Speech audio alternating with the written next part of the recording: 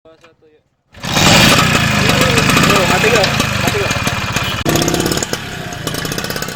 Skuter Vespa merupakan salah satu alat transportasi klasik yang sering digunakan. Terlebih lagi bodi kokoh membuat Vespa tua banyak diminati oleh kaula muda.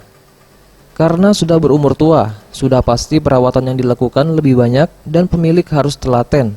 Namun bukan berarti perawatannya sulit. Hal tersebut diungkapkan oleh Iput, salah satu kolektor Vespa di kota Palembang. Merawat Vespa dapat terbilang mudah.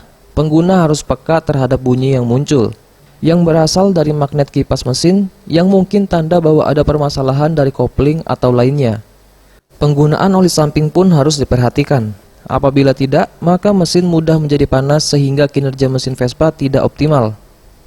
Kemudian perhatikan CDI, yang dapat diketahui bila knalpot Vespa mengeluarkan suara tembakan. Hal lainnya yang harus diperhatikan lagi yakni karburator, busi, dan pengapian.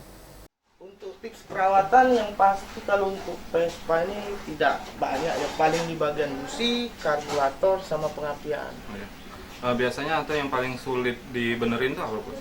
Kalau untuk tingkat kesulitan dibeneri ya Vespa ini, kalau untuk teman-teman Vespa yang pasti sudah ngerti kan di bagian mesin yang nggak ada yang sulit, paling ya bongkar mesin, turun mesin ya sampai kita ganti apa-apa yang rusak itu.